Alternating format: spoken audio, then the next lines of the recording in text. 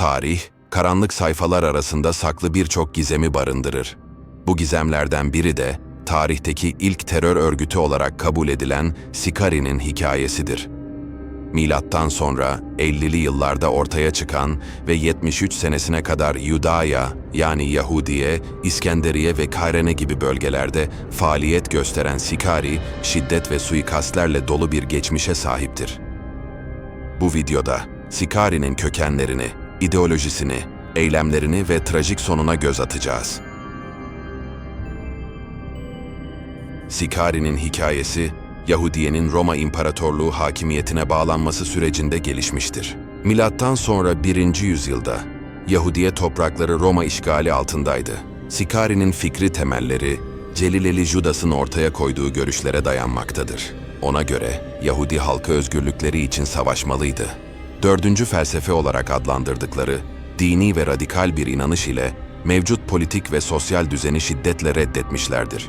Bu fikirler, özellikle Romalılara ve onlarla işbirlikçilere karşı şiddeti savunan bir grup olan Sicari'nin ideolojisinin temelini oluşturacaktı. Celileli Judas Sicari'nin kurucusu olarak kabul edilir. Sicari üyeleri, sika olarak bilinen küçük hançerlerle suikastlar düzenlemeyi tercih ediyorlardı. Sicari ismi de bu hançerden türetilmiştir. Suikastlar genellikle kalabalık ortamlarda gerçekleştiriliyor ve büyük bir korku yaratıyordu. Sicari eylemleriyle Roma işgaline karşı direnişi teşvik etmeyi ve Yahudi halkını isyana sürükletecek bir atmosfer oluşturmayı amaçlıyordu. Sicari aktif bir örgüt olarak Yudaya yöneticisi, Felix zamanında milattan sonra 52 ila 60 yılları arasında ortaya çıkmıştır. Sicari'nin eylemleri genellikle seçici ve sembolik suikastlar şeklinde gerçekleşti. Örgüt rahiplik aristokrasisi, Romalı yetkililer ve onlarla işbirlikçiler gibi grupları hedef aldı. Bu suikastlar, Kudüs'teki tapınak ve bayramlar gibi kutsal mekanlarda ve özel günlerde gerçekleştirilerek daha fazla etki yaratmaya çalışıldı. Sicari örgütü, Kudüs'teki suikast eylemlerinin yanı sıra Taşra bölgelerinde de etkinlik göstermiştir. Taşra'da izledikleri yöntemler, Kudüs'teki suikastlardan farklılık göstermiştir. Örgüt, Taşra bölgelerinde Romalılara boyun eğen veya onlarla işbirliği yapan Yahudi sakinleri hedef almış ve öldürdükten sonra mallarını yağmalamış ve evleri kundaklamıştır. Bu eylemler, Roma hakimiyetini kabul edenleri tehdit etmek ve isyana teşvik etmek amacıyla gerçekleştirilmiştir. Taşra'da gerçekleştirilen bu eylemler, Kudüs'teki suikastlardan farklı olarak daha açık ve göz önünde gerçekleştirilmiştir.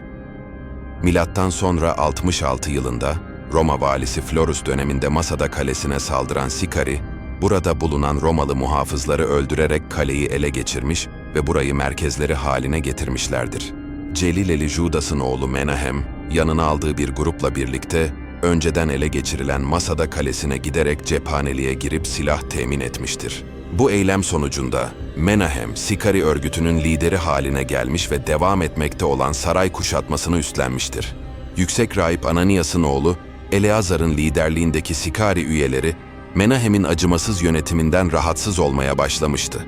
Menahem'in tiranik bir lider haline gelmesi, Eleazar ve takipçilerinin ona karşı isyan etmesine yol açtı. Eleazar, özgürlükleri için Romalılara karşı savaşırken Menahem'e de karşı çıktı. Bu çatışma sonucunda Eleazar ve takipçileri tapınağa saldırarak Menahem'i ortadan kaldırdılar. Menahem'in kaçmaya çalışırken ele geçirilmesi ve idam edilmesiyle Sicari örgütü içindeki güç dengesi değişti. Milattan sonra 66 ila 73 yılları arasında Sicari'nin kışkırtmalarıyla Yahudi halkının Romalı yöneticilere karşı gerçekleştirdikleri büyük bir isyan patlak verdi. Bu isyan Yahudilerin Roma İmparatorluğu'na karşı bağımsızlık mücadelesi verdiği bir dönemde gerçekleşti. İsyan, Romalıların Kudüs'ü kuşatması ve tapınağı yıkmasıyla trajik bir sonla sonuçlanmıştır. Bu olaylar, Yahudi direnişinin büyük bir yenilgiye uğramasına ve Yahudi halkının büyük acılar çekmesine neden olmuştur.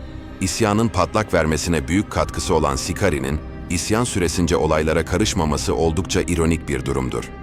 66 ila 73 yılları arasında Masada Kalesi'ne çekilerek pasif bir tutum sergilemişlerdir. Bu ara dönemde Sicari örgütü sadece kendi hayati ihtiyaçlarını karşılamaya odaklanmıştır. Bunu yaparken Masada Kalesi'nden çevre bölgelere küçük çaplı yağma akınları düzenlemişlerdir.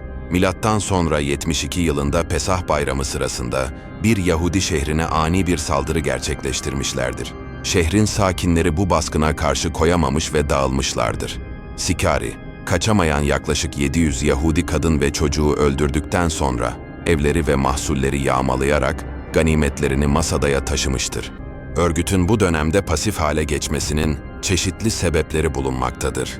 Bu sebepler insan gücü bakımından azalmış olmaları, ideolojileri gereği liderlik edemeyecekleri bir harekete katılmak istememeleri, yeni düzene dair umutlarının kalmamış olması ve Kudüs'ün yıkımını Tanrı'nın verdiği bir ceza olarak algılamaları bu durumun sebepleri olarak kabul edilebilir. Roma İmparatorluğu'nun milattan sonra 70 yılında Kudüs'ü yıkmasının ardından Romalılar dikkatlerini Masada Kalesi'ne çevirdiler. Sikari üyeleri kaleyi Romalıların saldırılarına karşı savundular.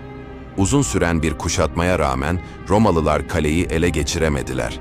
Sikari lideri Eleazar, esir düşmenin utancı ve Romalıların işkencelerinden kaçınmak için ölmeyi tercih etti.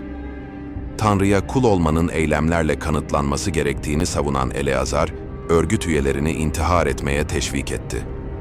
Yiyecek dışındaki tüm kaynakların yakılmasını emrederek kararlılığını gösterdi. Eleazar'ın ölüm emri, örgüt üyeleri arasında tartışmalara yol açtı. Bazıları ailelerine karşı merhamet duygularıyla karşı çıksa da, Eleazar ikinci bir konuşmada eyleme karşı çıkanları ikna etmeye çalıştı. Sonunda tüm takipçilerini ölümü kabul etmeye razı etti. Yetişkin erkekler aileleriyle vedalaştıktan sonra onları öldürdüler. Değerli eşyalarını yakarak imha ettiler. Kura yoluyla seçilen 10 kişi diğerlerini öldürdü. Kalan 10 kişiden de kura ile seçilen biri 9 kişiyi öldürdü. Son kalan kişi tüm cesetleri kontrol etti ve ölmeyenleri öldürdü. Kalenin ateşe verilmesinin ardından son kişi de intihar etti.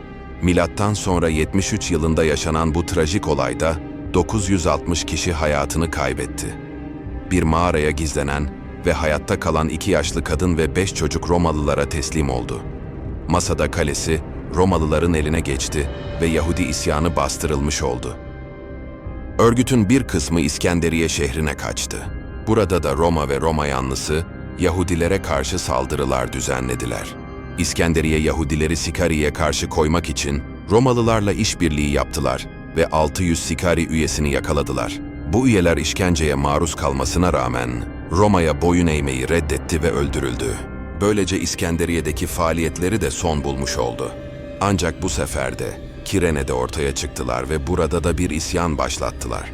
Bu isyan Roma birlikleri tarafından bastırıldı ve isyanın lideri Jonathan yakalandı. Jonathan, Romalılar tarafından işkenceye maruz kaldı. Yalancı ifadelerde bulunan Jonathan, bu ifadeler sonucunda birçok masum Yahudinin cezalandırılmasına sebep oldu. Jonathan'ın gerçekleri itiraf etmesi üzerine masumlar serbest bırakıldı ve Jonathan yakılarak idam edildi. Jonathan'ın idamıyla örgütün Kirene ayağı da son bulmuş oldu. Bu tarihten itibaren Sikari ve faaliyetlerinin devam ettiği yönünde bir bilgi bulunmamaktadır. Sikari, örgütsel yapısı, faaliyetleri ve faal olduğu dönem itibariyle tarihte bilinen en eski terör örgütü olarak kabul edilmektedir. Hatta birçok araştırmacı, terör tarihini Sikari ile başlatma eğilimindedir. Videoyu beğendiyseniz lütfen beğenmeyi ve kanalımıza abone olmayı unutmayın. Yorumlarda Sikari hakkında düşüncelerinizi paylaşabilirsiniz. Bir sonraki videoda görüşmek üzere. Hoşça kalın.